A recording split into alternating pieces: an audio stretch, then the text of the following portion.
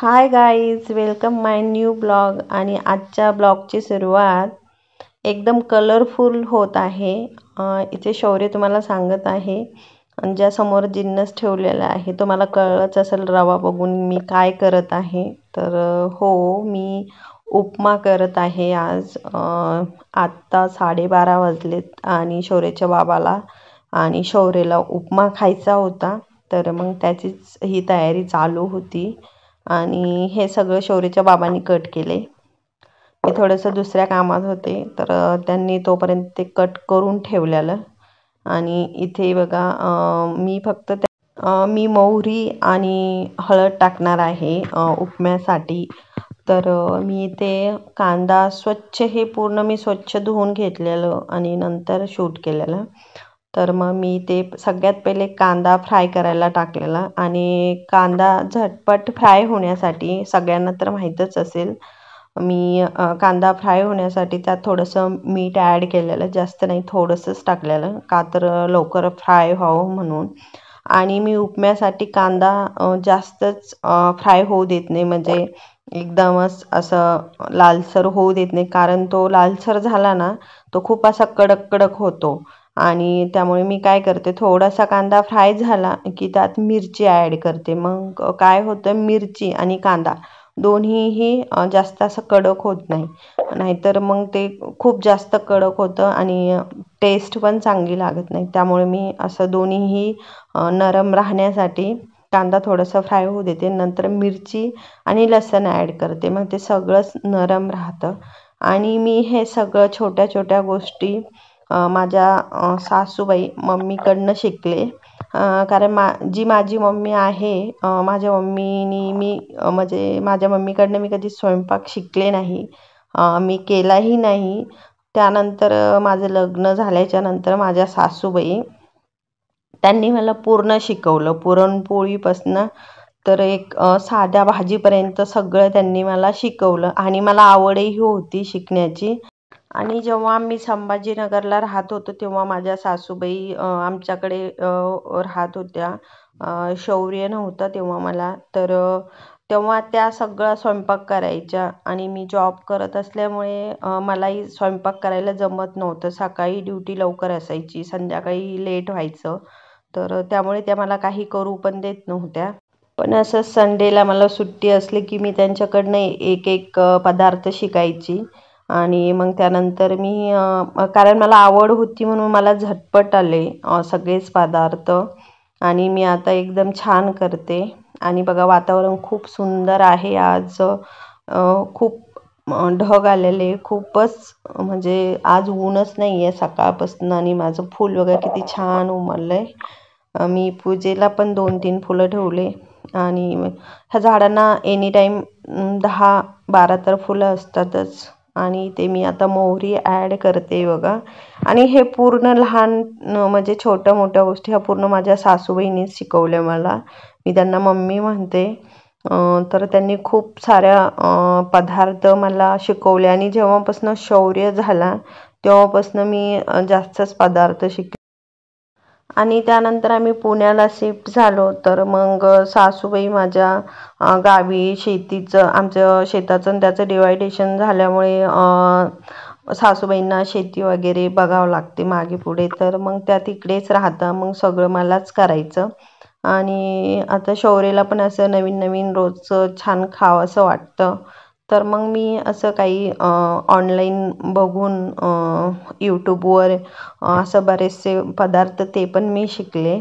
आणि मला आता ऑलमोस्ट सगळेच पदार्थ छान येतात. पुरणपोळी तर खूपच सुंदर येते आणि छान वाटतं. म्हणजे आपण केलेलं आपल्या मुलाला, आपल्या मिस्टरांना खाऊ घालायला छान वाटतं आणि आपल्यालाही चांगलं वाटतं. बाहेरचे जे पदार्थ असतात, हां, ते स्वादिष्ट असतात, पण जे आपल्या हाताला चव असते ती त्या पदार्थाला चव नसते, कारण हे पदार्थ आपल्या माणसाने केलेले असते, त्यामुळे आणखी चविष्ट लागतात. आणि मी उपम्यासाठी बघा टोमॅटो सगळ्यात शेवटी टाकते, जेव्हा रवा टाकते. रवा थोडासा फ्राय झाल्याच्या नंतर टोमॅटो टाकते, कारण टोमॅटो लवकर टाकलं तर रव्यामध्ये म्हणजे उपम्यामध्ये टोमॅटोचं अस्तित्व नसल्यासारखंच होतं. कारण तो टोमॅटो एकदम हे होऊन जातो, वितळून जातो, म्हणून मी सगळ्यात शेवटी टोमॅटो ॲड करते. मग कसं रवा एकदम उपमा कलरफुल छान दिसतो, खायला पण छान दिसतो आणि डोळ्याला बघायलाही छान दिसतो. मग मी ते हळद ॲड करते आणि इकडे गरम उपम्यासाठी गरम पाणी करायला पण ठेवलेलं. आणि आता पाणी टाकलं, गरम पाणी टाकलं की आपला ऑलमोस्ट उपमा रेडीच आहे. आणि सांगायचं म्हणजे असं की सगळ्यांना त्यांचे आई स्वयंपाक वगैरे शिकवते, बट माझ्या आईने मला स्वयंपाक कधी शिकवलाच नाही. कारण मीही शिकले नाही तेव्हा, त्यामुळे तिनेही मला काही शिकवलं नाही. आणि जेव्हा माझं लग्न झालं तर माझ्या सासूबाईंनीच पूर्ण शिकवलं. त्यांचंही असं नव्हतं की तू शिकस म्हणून. तर त्या म्हणायच्या तुला करायचं असेल तर कर, नको नाही करायचं तर नको करू, बट मला शिकायचं होतं. कारण शौर्य झाल्याच्या नंतर मी हाऊसवाईफ घरातच बसणार होते. तर मग स्वयंपाक तर करायला पाहिजेच ना. तर त्यासाठी मी पूर्ण स्वयंपाक शिकले आणि आता छान स्वयंपाक करते मी. तुम्हाला कसा वाटला माझा उपमा हे कमेंटमध्ये नक्की सांगा. आणि तुम्ही कसा करता हेही सांगा. आणि हो, हा उपमा मी पूर्ण गावरान तुपामध्ये करते, कारण शौर्य तेलामधला केला तर त्याला वास येतो तेलाचा, तर तो खात नाही. म्हणून मी गाईच्या तुपात उपमा करते. त्याला आवडतो गाईच्या तुपामध्येच, तर मग गाईच्या तुपामध्येच करते.